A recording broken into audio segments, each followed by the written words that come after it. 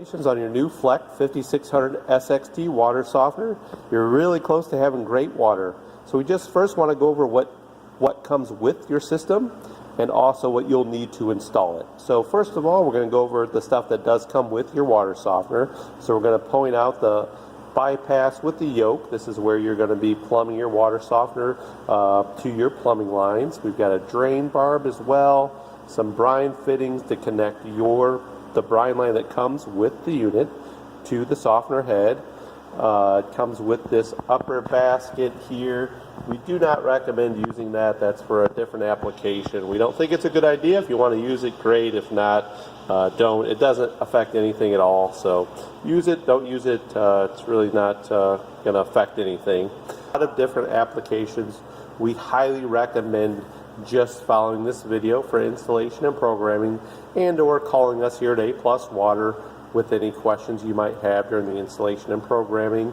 Then you're going to get this nice 5600 SXT meter on-demand control valve, which comes standard with your paddle wheel upgraded meter here. That's going to all be in this little box here that's going to come shipped inside your salt tank. You're also going to get a pre-filled, ship-loaded mineral tank. That's this tall scuba looking tank. The resins in that tank are ready for you. You're going to notice the resin's going to come up partially full. You would never want to add more resin to the tank. You're going to see a gap at the top. The reason for that gap is what we call freeboard. It's room for the softener resin to expand during backwash. You have to have that for the softener to perform properly. So do not add any more media to the top of the tank. We add the exact correct amount. Discuss what comes inside the brine tank. There's a few different items inside here. We're going to start with the brine well first. This white tube, it's got a cap on it. Inside the cap there'll be the safety float, as well as your brine line is going to be in there. The brine line is what's going to connect your salt brine tank to your water softener valve, as well as your overflow elbow that's actually going to hold your brine well to the salt tank itself. And after that, we're going to see there's also your lid inside the salt tank there. And then we've got the valve you need to provide to hook up your water softener. You'll need a drain line, 1/2-inch ID. The clear poly tubing you see at the hardware store works great. It's very easy to run up and over and around to get to the drain. It needs to be held on by a little hose clamp here, which makes it very easy to get onto the drain barb. Teflon tape is needed for connecting your plumbing to the bypass on the softener. Lubrication as well, just standard cooking oil works great as well to lube up the O-rings. We'll go over that here shortly. And then just your basic tools to hook everything up. Connect the drain barb here to the water softener valve right here. We're going to want to add about 2 or 3 wraps of Teflon tape on that to prevent it from leaking during a backwash. And then just snug that into place. Drain barb hooks up there, and just snug that up with a wrench. Don't over tighten it. Remember, it's plastic on plastic. We don't want to break anything here, but definitely get it nice and snug. Next, we're going to move on to the bypass, which see it has some O-rings here. You'll see there's 1, 2, 3, 4 O-rings. We're going to want to lube those up. Like you said, you can just use standard household cooking oil. Works great too. If you have some lubrication, that's fine as well, as long as it's okay for potable water. You want to go ahead and lube those up, and then we're going to push that bypass onto the meter here, and then we're going to push the yoke is going to push onto the bypass, and then we're going to tighten those clips onto there next. Clip goes on here now, and the key with this, once again, kind of like the drain barb, just snug it up. The O-rings will hold the water back. We've had people over tighten that and actually punch right through the plastic. So snug is good. Over tightening is bad. So over tightening will cause a leak. So if you're worried about leaks, just snug it up. Just snug is perfectly good. We don't want to over tighten those in there. So just nice and snug is where you want to be. You are going to notice some play up and down. That is designed. It's engineered in there. It's going to go up. It's going to go down. That room's for the plumbing not being perfect there. That's to be expected. Don't over tighten the screws. That will not correct that. And that is supposed to have some play up and down built into it. Okay, we're going to hook up the yoke the same way we connected the bypass to the meter. And just be careful not to over tighten those screws. Tighten the valve onto the tank. You're going to notice this big old O-ring. That's what seals your head to the tank.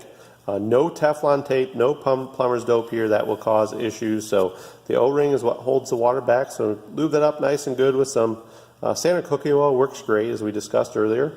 And we just want to hand tighten this onto the tank. We want to center up that riser tube with the center port on the valve. Tighten it around there. You got to kind of move the cord with it as you go. So we get it nice and snug on there. Just a few more turns.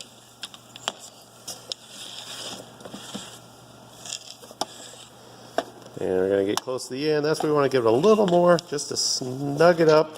Okay, this is where we're going to hook our plumbing lines to the yoke on the bypass of the water softener. Notice we like to use Teflon tape here. You're welcome to use plumber's dope or Teflon tape here. And we also like to use the flexible hoses. They've got a nice rubber gasket in there. It just makes it easier in our opinion. But you're welcome to plumb that in any way you'd like. Very important thing we want you to note. It's very key that you plumb this in, the in to the in and the out to the out. So right now, the inlet is going to be on your right. So you're going to notice over here that there's an arrow pointing in on the right. That's your inlet, the water coming in from the city or the well. And the arrow pointing out is the one that should be going to the home. Some softeners plumb in differently. So don't just assume if you had an old softener that's going to plumb in the same way. Definitely double check what's coming in from the city or the well and what's going out to the home, because it can be tricky when you're replacing an old softener. So you definitely want to double check that. Alright, so this is the overflow elbow. Typically this isn't used, but if there's a floor drain nearby, we put a 1/2 inch ID drain line on that, run that to the floor drain. But what it really is used for is to connect the brine well to the brine tank itself. So the easiest way we think to do this, just leave the float. It's already going to be attached in your brine well. It's going to be the bottom hole down here. We're just going to kind of hold that over the hole.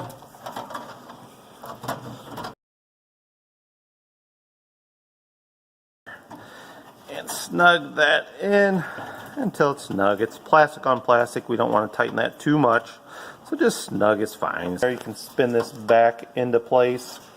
If you want, or you're struggling with it, you can sneak back here, take this fitting out, pull the float all the way out, put the overflow elbow in, put the float back in, put this nut back on. Safety float has a compression fitting on here. We're just going to loosen that slightly. Slip the brine line in here. We're going to push this in until it bottoms out inside the float. Once we're all the way in there, we're just going to tighten this compression fitting back up. So we're good and snug. Give it a good pull. It's not going anywhere. It came in that little baggie. There's going to be a little screen in there. We do not recommend using that. There's a screen internally that gets backwashed with the system. Usually that causes more problems than good. First, we're going to slide that on. And there's going to be a little ferrule fitting. We want the pointing in, pointing away from the compression fitting. Just like that. And then we're going to go ahead and put this stabilizer inside the brine line. It is a compression fitting, so no Teflon tape is needed for this step. This is where you're going to connect your 3/8 inch brine line using the brass compression fitting to your control valve. Be sure to snug that up with a wrench, as it is brass on brass. This is where you're going to connect your 1/2 inch ID drain line to the back of the softener control valve. There is usually not a drain nearby, so it's okay to run that drain line up and over and around. Run the other end into the drain, obviously. You definitely want an air gap in case anything ever backs up. It's not backing up in your water softener that you brush your teeth with or drink that water, that sort of thing. So that's the only key with that, is into at least an 1.5 inch drain, and some type of air gap there is highly recommended. Open the bypass to the softener, the inlet first, nice and slowly. And once that's fully open, we'll do the same with the outlet. You're going to hear a lot of water rushing into the softener. That's perfectly normal. And then the outlet nice and slow as well. That's the one going to the home. And once it pressurizes, the noise will stop. Plug in the water softener. To get into master programming, we got to get to 12:01 p.m. Just simply hold the up or the down arrow button. The time of day will start to move for you. We want to go to 12:01 p.m. There is a p.m. indicator. Make sure we're on p.m. We want to tap the recycle button and then hold the up and down arrows together at the same time until we see DF gal. There we go. So that's gonna, almost everything's gonna stay on default. We're gonna just tap that diamond button. Also the regeneration button, same thing until we get to C-24. We want to change that to 48 for a 48,000 grain or 64 for a 64,000 water softener. It can get moving pretty quick there like that. And then tap the diamond button. The hardness, you're going to want to set your hardness here in grains per gallon. You got a nice test kit with your water softener. For every part of iron, we want to add at least 5 to the hardness. So if you had 20 grains of hardness in one part of iron, you'd want to set it for 25. Or let's say you had 30 grains of hardness but 2 parts of iron, we'd want to change that to 40. So just every part of iron, add 5 to the hardness and set the hardness in grains per gallon. Then go ahead and tap the diamond button again. Reserve capacity, that stays the same. Reserve capacity, we recommend the 150. Day override, if you're on city water, we recommend 14. If you're on well water, we recommend 7 days. And then move ahead there. That's regeneration time. When it does backwash, this backwash is as needed. Most people leave it on 2 a.m., but that's totally a personal preference when you want it going off. You will still have water, it bypasses itself. It just won't be soft water during that once or twice a week or once or twice a month, depending on your hardness and water usage when it does backwash. BW stays on 10, BD on 60, rapid rinse on 10. Brine fill for 64,000 grain would stay on 12. If you have a 48,000 grain, you would lower that to 10. And then that stays the same. And then we're out of programming. You're all programmed at this point. You want to set your current time of day. It's going to flash between gallons and your current time of day. So that other number is going to be gallons. That's going to count down as you use your water. This is what's great about this water softener. It's metered on demand, so it's very efficient in that way. Softener is ready to go. Your water is going to be a little murky at first, so I'd run the nearest tap until it clears up. You're turning off your main water supply and turning it back on. The water's dirty almost every time. Usually running the water for 5 to 15 minutes will clear it up, but sometimes it does take a little bit longer. You'll want to add about 1 gallon of water to the salt tank. No more than that. Adding too much water could actually cause some issues. So just 1 gallon to kind of get things going is just fine. After the initial backwash, it's going to put the correct amount of water back in the salt tank. Don't be surprised if it's over the salt. Sometimes that concerns people, but that water we have to have in the salt tank, that's the gas that fuels the car. I mean, that's what makes the softener go. So that's normal. That's what we want to see is water in the salt tank. Add at least 1 bag of water softener salt. Any water softener salt will do. But at least 1 bag of softener salt. You can add more. You can add 2, 3. You can fill it all the way up. Just the more you add, the less often you're going to have to add more softener salt to the tank. Beyond that, just try to keep at least 1 bag in there at all times. Manual backwash, simply hold the diamond button down for about 10 seconds. Just keep holding her down and you'll see it's going to take off here in just a second to go into BW. You'll see those dashes and then some minutes will show up there. Some people may just want to just step it through each cycle. That's fine too. You can let it do just 2 minutes in each cycle. So to step ahead, you just have to wait for the minutes to show up there. We do recommend doing this step just to make sure there's no leaks here at the brine line connection or the drain line connection or anywhere else on the softener. It's very rare that they are, but this is a good indicator to let us know that all the plumbing is tight and secure and good to go. You want to buzz through this cycle, just tap the diamond button, and through each step you're going to have 4 steps here.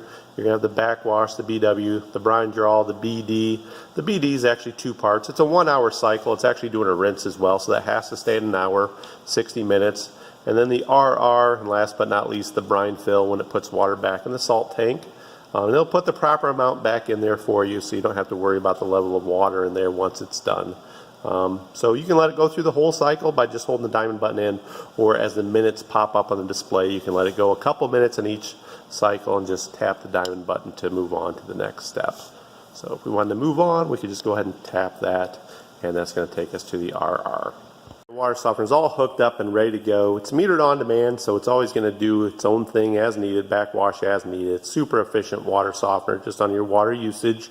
Like we said, try to keep at least one bag of salt in the salt tank. That's the only maintenance you'll have. You can fill it all the way up or just add one bag of water softener salt at a time. These softeners do come slightly pre-charged, but it generally takes 2 to 4 weeks to get the full effect of the water softener. So give it a little bit of time to get there. You do have a 5-year warranty on the valve, 10 years on the tanks. Fortunately, there's no paperwork. You don't have to fill anything out or send anything in. There's a serial number on the back of the valve that lets us know your warranty information. We do recommend calling us here at A+ Water if you have an issue. Typically, it's almost always programming or installation, small errors that we can walk you through correcting over the phone. We do love to help our customers. We can be reached toll-free at 1-877-477-5452. This number will also be flashing at the bottom of the screen. We'd love to help. We'll be just as friendly in 10 years as we are today. You've bought a great water softener. These internal components on this Fleck valve have been out for over 40 years. They've had softeners last that long. So these softeners are truly a workhorse. You've got a great water softener for years and decades to come.